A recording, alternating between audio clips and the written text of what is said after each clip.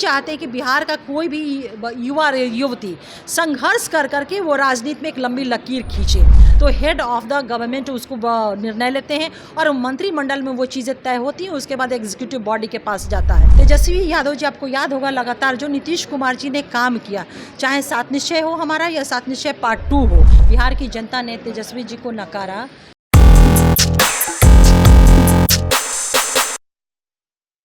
प्रधानमंत्री नरेंद्र मोदी ने तीसरी बार शपथ ले ली। जदयू ने कहा था हमारा ही सब कुछ है, लेकिन सीटें कहाँ कम हुई, क्या हुई, बिहार की जनता ने निश्चित तौर पर दिखाया। लेकिन तेजस्वी यादव ने जो कहा था कि हमारा ही सब कुछ है, 26 में मात्र 4। क्या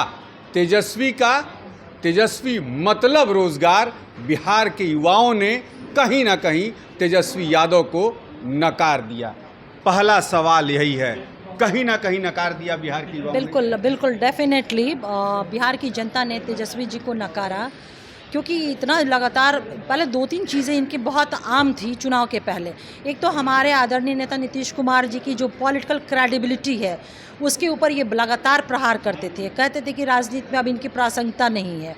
बिहार की जनता ने जनादेश दे करके ये साबित कर दिया। दूसरी चीज़, तेजस्वी यादव जी, आपको याद होगा लगातार जो नीतीश कुमार जी ने काम किया, चाहे 7 निश्चय हो हमारा या 7 निश्चय पार्ट 2 हो, 7 निश्चय पार्ट 2 में युवा शक्ति बिहार की प्रगति के आलोक में जो नियुक्तियां युवतियों को किया, उन्होंने लाखों नियुक्ति पत्र बटे, उसका ये झूठा श्रेय जनता के बीच में ले जाने का ये प्रयास कर रहे थे। जो डेवलपमेंट हमारे नेता नीतीश कुमार जी के लीडरशिप में हुआ उसका क्रेडिट ये लेने की कोशिश कर रहे थे, और हम लोग बार बार कह रहे थे कि ये झूठा ये श्रेय लेने का प्रयास कर रहे। लेकिन जब जनता ने अपना जनादेश दिया तो ये साबित हो गया कि बिहार की जनता बहुत ही समझदार है। उसे पता है कि नीतीश कुमार जी के लीडरशिप में ही रोजगार मतलब नीतीश सरकार और डेवलपमेंट मतलब नीतीश सरकार, इसके अलावा कुछ भी नहीं। मौका तो आपके मुख्यमंत्री ने ही दिया ना तेजस्वी यादव को। 2019 की वैकेंसी को 2023-24 में पत्र बंटवाया गांधी मैदान से। मौका किसने दिया? नहीं, मौका देने की आप बात नहीं कह सकते हैं ना कि मौका किसने दिया। ठीक है, वो हमारे साथ अलायंस में थे, लेकिन आप इस बात को जानते हैं कि संसदीय व्यवस्था में अगर कोई काम होते हैं, डिसीजंस होते हैं, तो हेड ऑफ द गवर्नमेंट उसको निर्णय लेते हैं और मंत्रिमंडल में वो चीज़ें तय होती हैं, उसके बाद एग्जीक्यूटिव बॉडी के पास जाता है। तो आप इसलिए ये नहीं कह सकते हैं कि उस वक्त हमारी महागठबंधन की सरकार थी तो मौका हमने दिया। ये आप माने या ना माने, देश की जनता तो खूब बढ़िया से बारीकी से इस बात को समझ रही थी।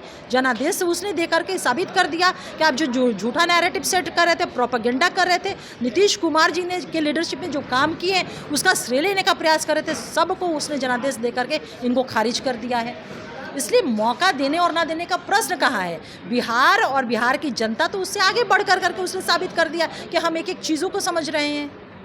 लालू यादव को 2 नेताओं से डर लगता है, कन्हैया कुमार, पप्पू यादव, और दोनों को बिहार ढुकने देना वो नहीं चाहते।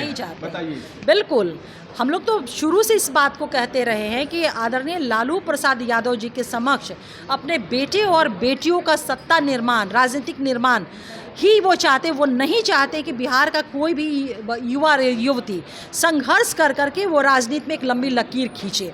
अगर कोई भी ऐसा व्यक्तित्व उन्हें दिखता है कि ये संघर्षशील व्यक्तित्व है, संघर्ष के बूते एक लंबी लकीर खींचेगा जिससे इनके बेटे और बेटियों को चुनौती मिलने की प्रबल संभावना होती है, वैसे लोगों को ये माइनस करना शुरू कर देते हैं। तो ये तो परिवारवाद और वंशवाद वाले लोग हैं ही, इन्हें लगता है कि इनके बेटों के लिए, इनके बेटियों के लिए ये चुनौती बन सकते हैं।